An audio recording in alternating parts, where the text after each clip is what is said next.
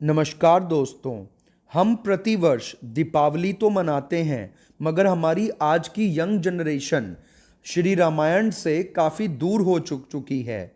हम अपनी young generation को अपने हिंदू स्क्रिप्चर्स के बारे में, अपनी होली बुक्स के बारे में ज़्यादा कुछ नहीं बता पाते। तो मैं एक छोटा सा प्रयास करने जा रहा हूँ, जिसमें मैं श्री रामायण के बारे में जो बेसिक नॉलेज है वो अपनी यंग जनरेशन को देना चाहता हूँ, ताकि वो भी अपने हिंदू स्क्रिप्चर्स से जुड़ पाए। तो श्री रामायण को महर्षि वाल्मीकि ने लिखा था and it was written in Sanskrit language.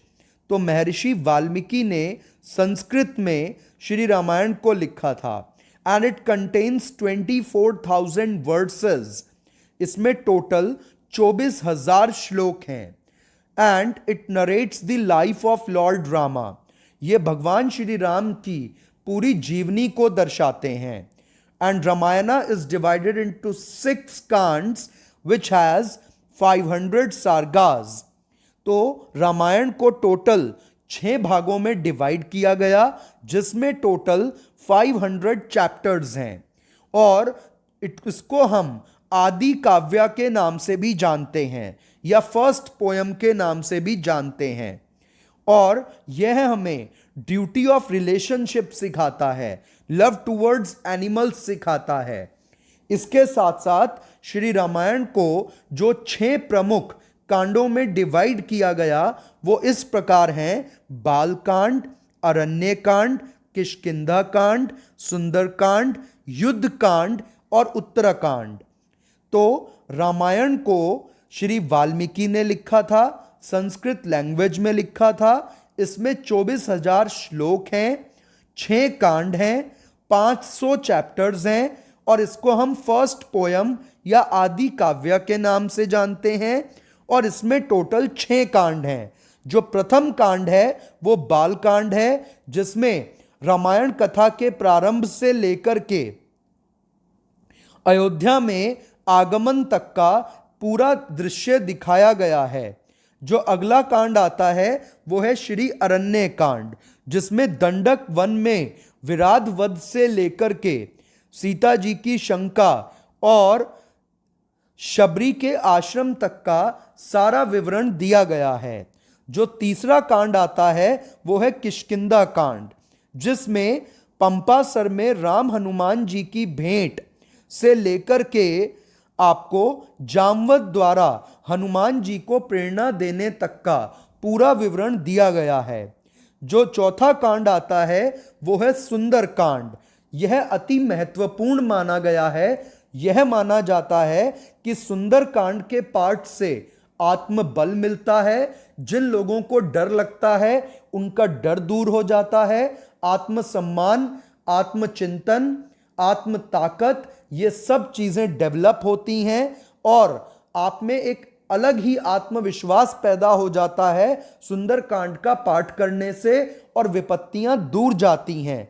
और किसी भी कार्य की शुरुआत से पहले सुंदर कांड के पाठ को करना अत्यंत लाभकारी माना गया है। और सुंदर कांड का पाठ हमें हर प्रकार का बल देता है। तो सुंदर कांड के पाठ में अगर हम देखें तो हनुमान जी का सागर पार करना से लेकर के हनुमान जी का माता सीता को अपना विशाल रूप दिखाने तक का सारा विवरण इसमें दिया गया है। और इसमें हम हनुमान जी से बल की प्रार्थना करते हैं सुंदर कांड के पाठ द्वारा। जो अगला आता है वो है युद्ध कांड, जिसमें समुद्र पार करने की चिंता से लेकर के आपको जो है भरत मिलाप तथा राम जी का राज्य अभिषेक तक का सारा विवरण मिलेगा। यहां पर आपको एक और महत्वपूर्ण जानकारी दे रहा हूं।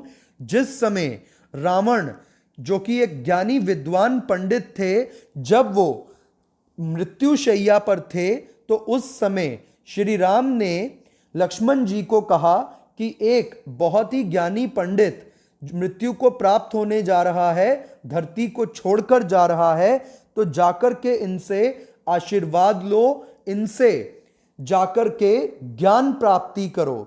तो जब लक्ष्मण जी जो है वो गए रावण के पास, तो रावण ने यह ज्ञान दिया कि कभी भी किसी अच्छे कार्य में विलंब मत करना।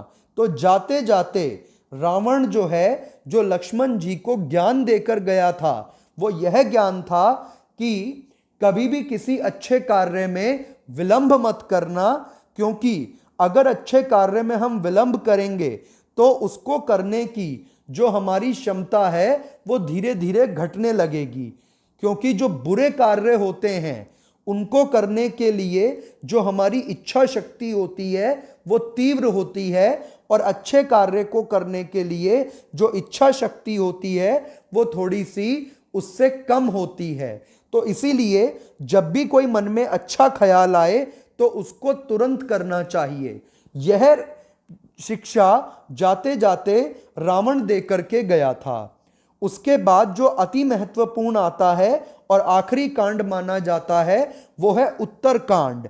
और उत्तर कांड में रावण के पूर्व के राक्षसों के विषय से लेकर के अगर हम देखें तो महाप्रयाण तक सारी जानकारी दी गई है।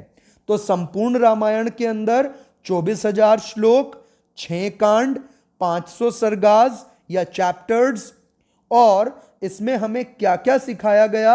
इन 6 कांडों के द्वारा हमें यह सिखाया गया कि ड्यूटी ऑफ रिलेशनशिप्स क्या होती है, लव टुवर्ड्स एनिमल क्या होता है, and it also demonstrates the righteous path for all living creatures on earth. ये सही से जीना हमें सिखाता है और हमें एक मार्ग प्रदर्शित करता है कि जीवन जीने का एक सही मार्ग क्या है। And it is also an victory of good over the evil.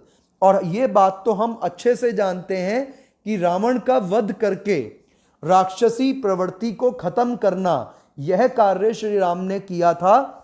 और हमें श्री राम के जीवन से एक अच्छा पुत्र क्या होता है, एक अच्छा पति क्या होता है, और उसके अलावा और भी बहुत सारी चीजें हमें इससे सीखने को मिलेंगी यदि हम पूरी रामायण का पाठ करें।